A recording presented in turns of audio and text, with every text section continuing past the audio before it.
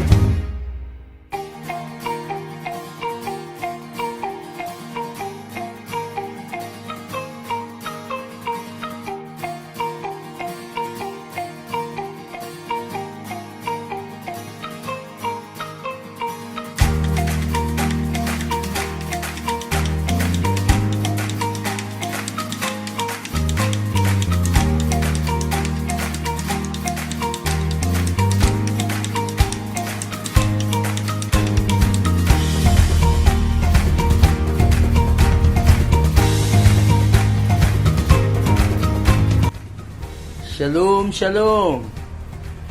This is your Ambassador Jabu of Kingdom Sun Center. Ako po ay nakikisaya, nakikipagdiwang at bumabati ng ika-4 na anibersaryo ng Mamlaka Broadcast. At sa aking kumpare, Bishop Jose Dapin, ako ay buong puso na humahanga at saludo sa iyong kasipagan, sa iyong kabaitan, katapatan bilang kapatid. At ako'y patuloy na makikipag-isa. 10 ng Kingdom Sun Center, kami po ay handang makipag-isa upang ang mensahe ng kaharian ay patuloy na maitatag sa puso, isip at pamumuhay ng mga mananampalataya. Ako'y nagdideklara rin na patuloy na paglawak ng Mamlaka Broadcast, pag-angat, pagyaman ng Mamlaka Broadcast upang sa ganon patuloy na marami ang makarinig, makaunawa, makakita at makapasok sa paghahari ng Diyos. At yan ang Mamlaka Broadcast. Kami po ay nagpapasalamat sa Ama dahil sa programang ito, maraming mga tao ang makakaunawa ng mensahe ng kaharian at magiging dahilan upang sila'y makapasok sa paghahari ng Diyos. Kaya once again, sa lahat po ng bumubuo ng Mamlaka Broadcast, saludo. May the Lord, our King, bless you sa lahat ng aspeto ng inyong mga buhay. Once again, happy anniversary Mamlaka Broadcast. Trabaho, trabaho, trabaho! Yes, praise God. Hallelujah. Great and perfect day to everyone. Hallelujah. Kami po mula po sa Kingdom Life Builders Philippines, General Lona, Quezon. This is your Pastor Benes Villalon. And Sister Tess. Kami po ay bumabati ng ika-4 na taong pagdiriwang ng Mamlaka Broadcast sa paglilingkod po ng ating minamahal na Bishop Jose Dapin. At ako po ay nagdideklara ng marami pang pinagpala at matagumpay na taon na darating sa Mamlaka Broadcast. Amen. At patuloy pa kayong gamitin ng Diyos for extension and expansion at establishment po ng kanyang kaharian dito po sa lupa. Saludo po ako sa katapatan, kasipagan at dedication ng ating minamahal na Bishop Jose Dapin at ang lahat ng mga kapatid na bumubuo sa Worship Jesus Ministry. Pagpalain po kayo ng Panginoon at patuloy na gamitin ng malakasan. Ate Tess? Amen. Patuloy po kami nagdideklara ng patuloy na pagsakop at pagpapalawak ng kaharian ng Diyos dito sa lupa sa pamamagitan ng Mamlaka Broadcast. Pagpalain po kayong lahat. And shalom to everyone. Amen. Enjoy your life in the kingdom. Bye-bye po. Hallelujah.